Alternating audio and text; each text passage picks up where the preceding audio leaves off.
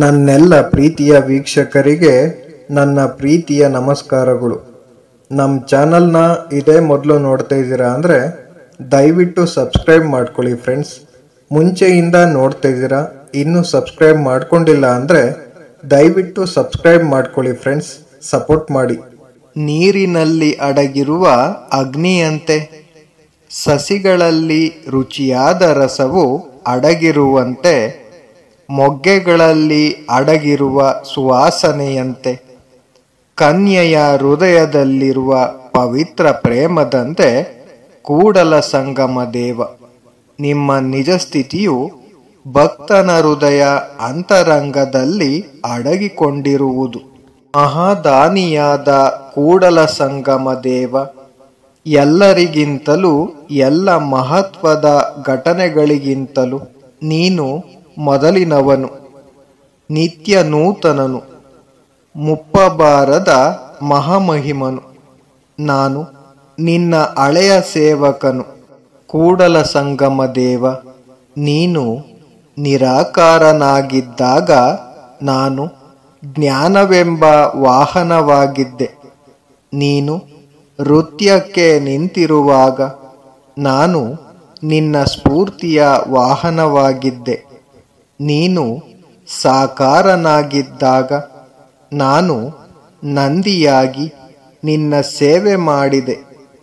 ದಯಾನಿಧಿಯೇ, ನನ್ನನ್ನು ಭಾವದಿಂದ ಮುಕ್ತನನ್ನಾಗಿ ಮಾಡಬೇಕೆಂದು ತಿಳಿದು ನೀನು ಜಂಗಮ ರೂಪಿಯಾಗಿ ಬಂದರೆ ನಾನು ನಿನ್ನ ಭಕ್ತನಾಗಿ ಯಾವಾಗಲೂ ನಿನ್ನ ಸೇವೆ ಮಾಡುವೆನು.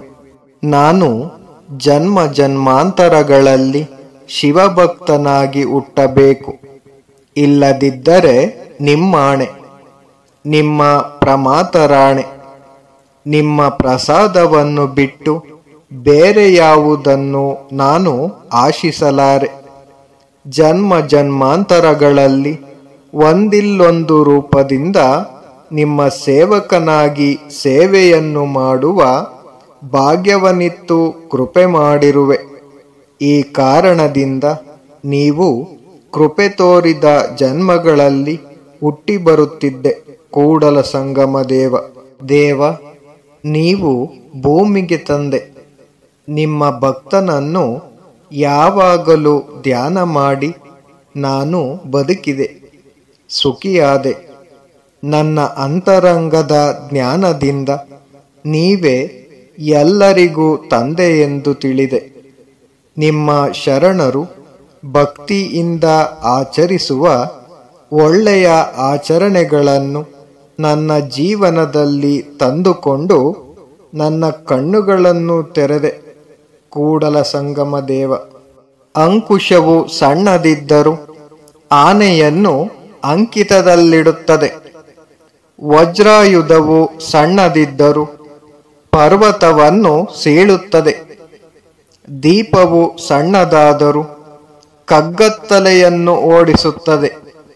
ನಿಮ್ಮ ಚಿಂತನೆಯಲ್ಲಿ ಮಗ್ನವಾದ ಮನಸ್ಸು ಸಣ್ಣದಿದ್ದರೂ ನಿಮ್ಮ ಮರವಿನಿಂದ ಉಂಟಾದ ಮಹಾಮಾಯೆಯನ್ನು ಒಡೆದೋಡಿಸುತ್ತದೆ.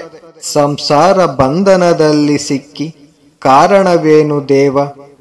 ಇಂದಿನ ಜನ್ಮದಲ್ಲಿ ಲಿಂಗ ಪೂಜೆ ಮರೆತುದಕ್ಕಾಗಿಯೂ ಸಿರಿಯ ಸೊಕ್ಕಿನಲ್ಲಿ ಜಂಗಮರನ್ನು ಅಲಕ್ಷಿಸಿದ್ದಕ್ಕಾಗಿಯೂ ಹೀಗಾಯಿತು. ಇದು ಮೊದಲೇ ತಿಳಿದಿದ್ದರೆ ಸಂಸಾರದಲ್ಲಿ ಕೂಡಲ ಸಂಗಮ ದೇವ ಸಂಸಾರ ತಾಪಗಳು ಹೆಚ್ಚಿ ಸಾಗರ ತೆರೆಗಳಂತೆ ಮೈಗೆರಗಿ ಬರತೊಡಗಿವೆ ನೋಡು. ಸಂಸಾರ ಸಮುದ್ರದ ಆಳ ಎಷ್ಟೆಂಬುದನ್ನು ನೀನೇ ಹೇಳು. ಸಂಸಾರ ಸಮುದ್ರ ಎದೆಯವರೆಗೆ ಇದೆಯೇ, ಕುತ್ತಿಗೆವರೆಗೆ ಇದೆಯೇ? ಸಂಸಾರದಲ್ಲಿ ಸಂಪೂರ್ಣ ಮುಳುಗಿದ ಬಳಿಕ ನಾನು ಏನೆಂದು ಹೇಳಲಿ ದೇವ? ಪ್ರಭುವೆ, ತಂದೆಯೇ, ನನ್ನ ಗೋಳನ್ನು ಕೇಳಯ್ಯ.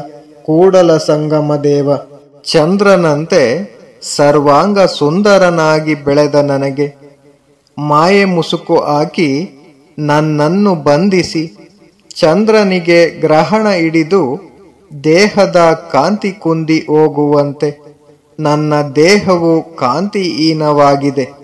ಬಲಿಯೊಳಗೆ ಸಿಕ್ಕ ಇಲಿಯಂತೆ ನನ್ನ ಸಂಸಾರ ದೇಹ ನಾಶವಾಗುವವರೆಗೆ ಸಂಸಾರದ ಜಂಜಾಟಗಳು ಬಿಡುವುದಿಲ್ಲ.